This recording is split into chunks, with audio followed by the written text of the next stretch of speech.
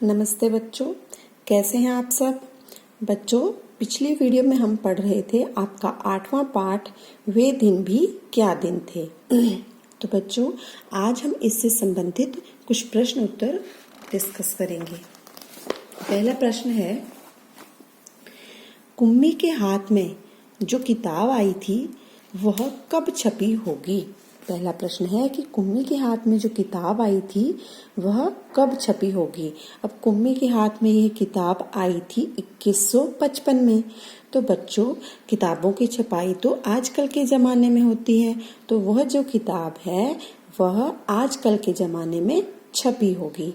और इसमें आपका यहाँ पर आप देख सकते हैं कि अगर आपने यहाँ पर ईयर लिखना है तो यहाँ पर आप लिख सकते हैं कि 1967 को यह हिंदी में छपी थी। तो आप लिख सकते हैं कि कुम्मी के हाथ में जो किताब आई थी वो 1967 को छपी थी, ऐसा भी लिख सकते हैं, या फिर लिख सकते हैं कि आजकल के जमाने में छपी होगी।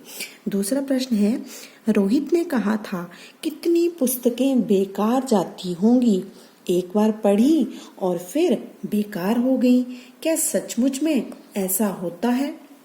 तो बच्चों, ऐसा हो भी सकता है और नहीं भी हो सकता है। ऐसा कैसे हो सकता है? कई बार हम पुस्तकों को एक बार पढ़ते हैं, फिर उनको फेंक देते हैं या फिर उनको रद्दी वगैरह में दे देते हैं, तो इससे क्या होता है, वह पुस्तकें बेकार हो जाती हैं। लेकिन अगर हम उन्हीं पुस्तकों को किसी को दान कर दें या फिर उनको संभाल कर रखें अपने छोटे भाई बहनों के लिए, तो वह पुस्तकें बेकार नहीं जाती हैं।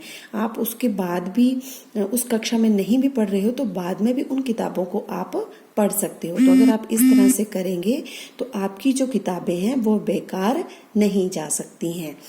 अगला प्रश्न है, कागज के पन्नों की किताब और टेलीविजन के पर्दे पर चलने वाली किताब, तुम इनमें से किसको पसंद करोगे और क्यों। तो यह तो प्रश्न का उत्तर आप अपने आप भी दे सकते हैं, लेकिन आप लिख सकते हो कि हम कागज के पन्नों की किताब को पसंद करेंगे। क्यों? क्योंकि वह हमेशा हमारे पास रहेगी और उसे पढ़ने में भी आसानी रहेगी। ठीक है बच्चों। अगला प्रश्न है, तुम कागज पर छपी किताबों से पढ़ते हो, पता करो कि कागज से पहले की छपाई किस किस चीज पर हुआ करती थी। तो बच्चों, कागज से पहले छपाई लकड़ी, पत्तों और धातु के बने पत्रों पर हुआ करती थी। तब जब कागज नहीं होते थे तो छपाई लकड़ी, पत्तों तथा धातु के बने पत्रों पर होती थी। अगला प्रश्न है, तुम मशीन की मदद से पढ़ना चाहोगे या अध्यापक की मदद से। दोनों के पढ़ाने में किस किस तरह की सरलता और कठिनाइयां हैं। तो इसका उत्तर ये हो सकता है कि हम अध्यापक की मदद से पढ़ना चाहेंगे। क्यों? क्योंकि अध्यापक जो है वो आसानी से बच्चों को समझा देते हैं, और जो मशीन है वह सिर्फ उत्तर देगी, वह बच्चों को समझा नहीं सकती है। और पढ़ाई के बीच में अध्यापक जैसे हमें डांटते हैं या फिर और भी कोई जानकारी वाली चीजें साथ साथ में बता देते हैं, तो उस चीज की कमी मशीन से पढ़ने में वो आपको दिखाई देगी। तो आप लिख सकते हैं कि हम अध्यापक की मदद से पढ़ना चाहेंगे। ठीक है बच्चों। क्यों? क्योंकि अध्यापक जैसे बीच बीच में डांटते हैं तो उसमें भावनाएं जुड़ी होती हैं और बच्चों पर भावनाओं का बहुत असर होता है। उसके आगे देखिए, अब ये वाला देखिए, 1967 में हिंदी में छपी इस कहानी में कल्पना की गई है कि सालों बाद स्कूल की जगह मशीनें ले लेंगी। तुम भी कल्पना करो कि बहुत सालों बाद ये चीजें कैसी होंगी। सबसे पहले लिखा है पेन।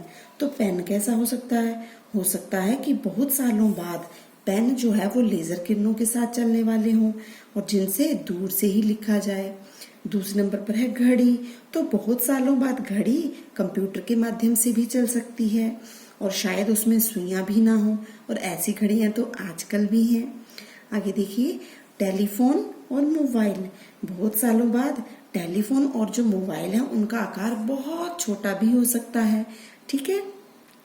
और साथ ही इसमें काफी सुविधाएं भी हो सकती हैं। आगे देखिए, टेलीविजन। बहुत सालों बाद टेलीविजन काफी पतले आकार के आ सकते हैं, ठीक है, पतले से कागज की तरह भी आ सकते हैं। और आजकल भी तो एलईडी आ गई हैं जिनको कि दीवार पर लटका सकते हैं। तो हो सकता है बहुत सालों बाद टेलीविजन और भी पतले आने शुरू हो जाएं। ठीक है बच्चों, आगे लिखा है कोई और चीज जिसके बारे में तुम सोचना चाहो इसके अतिरिक्त। तो आप कुछ भी लिख सकते हैं, जैसे लिख सकते हैं रसोई घर का सामान। तो इससे क्या होगा, आने वाले समय में रसोई घर में प्रयोग होने वाला सामान काफी आधुनिक हो जाएगा। हो सकता है बहुत सारी चीजें बिजली से ही चलने लग जाएं। ठीक है बच्चों, नीचे कुछ वस्तुओं के नाम दिए गए हैं। बड़ों से पूछकर पता करो कि 20 साल पहले इनकी क्या कीमत थी और अब इनका कितना दाम है। तो बच्चों, ये आपके लिए असाइनमेंट है, ये आप अपने पेरेंट्स से पूछकर खुद करेंगे। इन चीजों का दाम 20 साल पहले पता करेंगे और अब क्या है वो लिखेंगे यहाँ पर, और इसको बुक में ही करना है। आज हमारे कई काम कंप्यूटर की मदद से होते हैं, जैसे कि आपके भी काम आजकल पढ़ाई लिखाई जो है वो इसी के माध्यम से हो रही है, कंप्यूटर या फिर फोन के माध्यम से।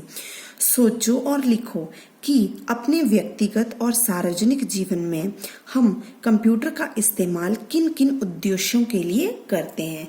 तो बच्चों, आप लिख सकते हैं व्यक्तिगत मतलब आप पर्सनल यूज कंप्यूटर का किस चीज के लिए करते हैं। तो मनोरंजन के लिए करते हैं, कुछ भी चीजें आप यहाँ पर देख सकते हैं, टीवी वहां पर चला सकते हैं, वहां पर आप फिल्में देख सकते हैं और भी कार्टून वगैरह देख सकते हैं। तो मनोरंजन जो है वो आप कर सकते हैं। हिसाब किताब कुछ रखना हो तो कंप्यूटर में कर सकते हैं। पढ़ाई लिखाई जो कि आजकल चल ही रही है तो वो भी आप कंप्यूटर में कर सकते हैं। फोटोग्राफी भी कर सकते हैं। अब देखते हैं कि सार्वजनिक रूप से कंप्यूटर का इस्तेमाल किन उद्देश्यों के लिए किया जाता है। तो उसके लिए हम क्या करते हैं, रेल या बस की टिकट की बिक्री करनी है तो वो सार्वजनिक हो जाता है। सार्वजनिक मतलब सभी लोगों के लिए कंप्यूटर का इस्तेमाल किन जगहों पर किया जाता है। रेल या बस टिकट बिक्री में, सार्वजनिक जानकारियां प्राप्त करने में और विभिन्न उद्योगों की जानकारी प्राप्त करने के लिए हम कंप्यूटर का इस्तेमाल करते हैं। आप इसके अलावा कुछ भी लिख सकते हैं। अगला देखिए, जानकारी लेने या देने या लेने के लिए कई तरीके अपनाए जाते हैं।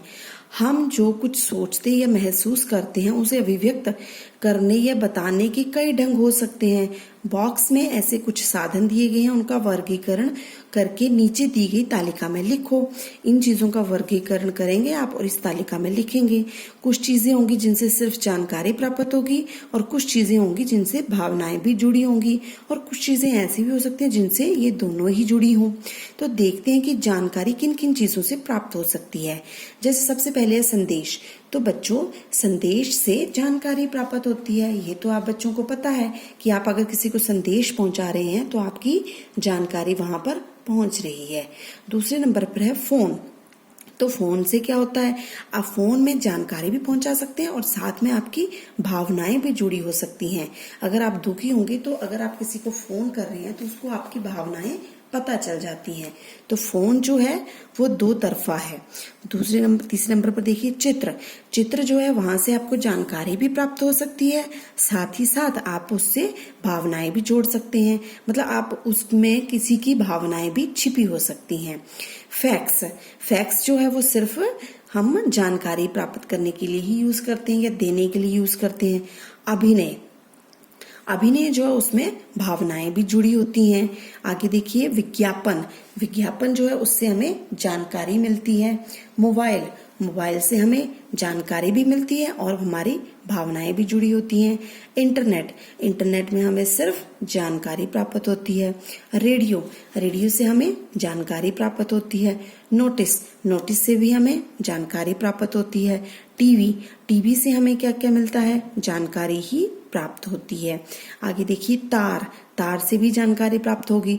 नृत्य के हाव भाव, जब आप नृत्य के हाव भाव देखते हैं तो वहां पर आपकी भावनाएं जुड़ी होंगी और साथ ही साथ उस नृत्य से आपको जानकारी भी प्राप्त हो सकती है। आगे देखिए, संकेत भाषा। जो संकेत की भाषा होगी उससे आपको जानकारी प्राप्त होगी और हो सकता है कि उससे आपको भावनाएं भी मिल जाएं। ठीक है। मोबाइल संदेश, तो वहां से आपकी क्या होगी, सिर्फ जानकारी होगी। आगे देखिए, और जानकारी और साथ में भावनाएं भी हो सकती हैं। कैसे? क्योंकि अगर आप किसी को संदेश पहुंचा रहे हो, दुख वाला पहुंचा रहे हो, तो वहां से संदेश से ही पता चल जाएगा कि इसमें भावनाएं जुड़ी हुई हैं। इश्तिहार, इश्तिहार से हमें क्या मिलता है, सिर्फ जानकारी मिलती है। आगे देखिए, अब आप देखेंगे पेज नंबर 67 के ऊपर था, है, होगा। इसमें प्रश्न 1 देखेंगे आप। असीमोव की कहानी 2155 यानी भविष्य में आने वाले समय के बारे में है। ये तो आप बच्चे जानते हैं। फिर भी कहानी में थे का इस्तेमाल हुआ है जो बीते समय के बारे में बताता है। ऐसा क्यों है? तो बच्चों, ऐसा इसलिए है क्योंकि थे शब्द का इस्तेमाल हम जो चीजें हो चुकी होती हैं, घटित हो चुकी होती हैं, उसके लिए करते हैं। अब क्योंकि ये जो कहानी है, ये जो किताब है, यह बच्चे को 2155 में मिली है, तो उनके लिए ये जो हमारा जमाना है वो थे के रूप में ही जाना जाएगा, क्योंकि वो हो चुका होगा। इसलिए इसमें थे शब्द का इस्तेमाल किया गया है। ठीक है बच्चों। और इसलिए भी क्योंकि ये कहानी भविष्य की तिथि के आधार पर लिखी गई है। इस तिथि के आधार पर लिखी गई है, तो जो चीजें हो चुकी होती हैं उसको हम थे कर लिखते हैं। ठीक है बच्चों। आगे देखिए, आगे है, जब मुझे बहुत डर लगा था, मैं जब छोटा था। इस शीर्षक से जुड़े किसी अनुभव का वर्णन करो। मतलब आप जब छोटे थे या अभी भी आप छोटे ही हैं, तो अगर आपको कभी बहुत डर लगा होगा और आप छोटे होंगे, तो उस समय की कोई बात होगी तो उसका वर्णन आप यहाँ पर कर सकते हैं। और अगला प्रश्न है कि मैं शीर्षक से कोई अनुच्छेद लिखो। मतलब आप लिखेंगे माई सेल्फ, तो ये आप अपने आप करेंगे। बच्चों, आपने यहीं तक करना है। तो आज हमने इसके प्रश्नोत्तर को डिस्कस किया है और इसके जो प्रश्नोत्तर में है वो मैं आपको भेज भी दूंगी, व्हाट्सएप कर दूंगी। ठीक है बच्चों। तो ये था आपका पाठ 6, 8 वे दिन भी क्या दिन थे। ठीक है बच्चों। आशा करती हूँ कि सभी प्रश्नोत्तर आपको समझ में आ गए होंगे। धन्यवाद।